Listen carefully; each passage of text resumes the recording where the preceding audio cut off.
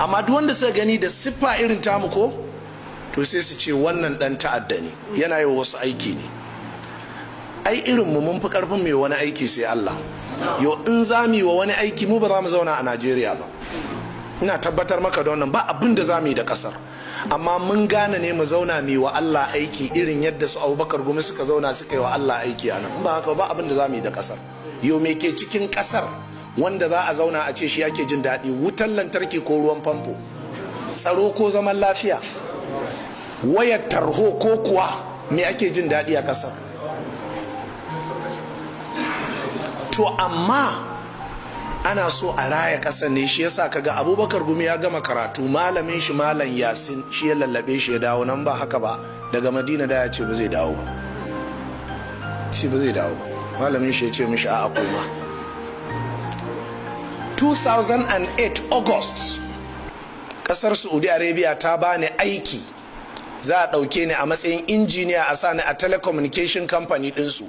Gwamnan Makka sai na ce wa wanda ya kai ni, muka fito na ce kai, ya ce ba inda zan zauna sai Najeriya.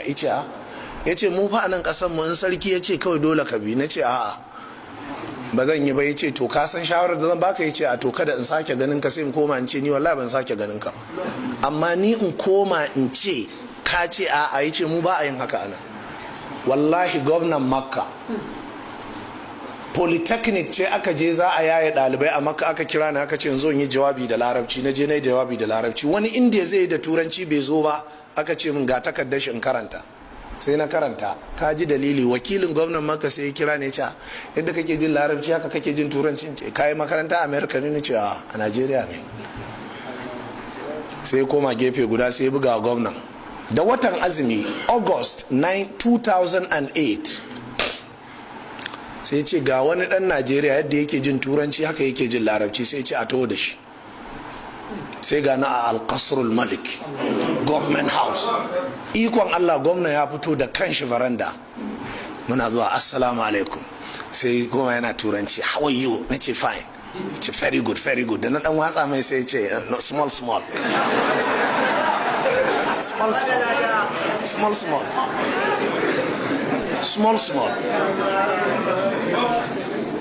Sai na juya sai ne mai larabci, sai ce masha Allah tatakallam bil fusha. Na ce na'am. Muka shiga. Me ka karanta? Na ce mishi na karanta addini, ina da digiri na addini, ina da digiri na boko. Ya ce masha Allah.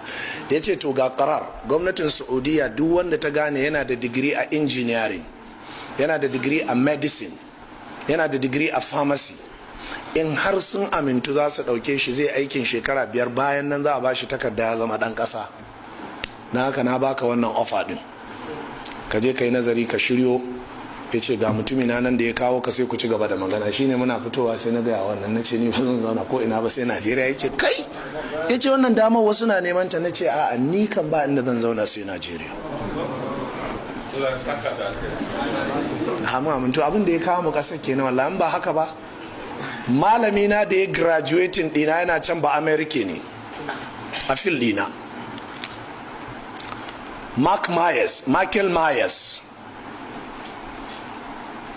Lokacin da result ina ya fito shi aka aikawa, ya zo kasan nan sai ce ya kamata mu shirya mu tafi kawai can, saboda ka san ba America, sai ce za a samu kuɗi a can, you will make a lot of money, dollars, you are now a professional, first class, follow me.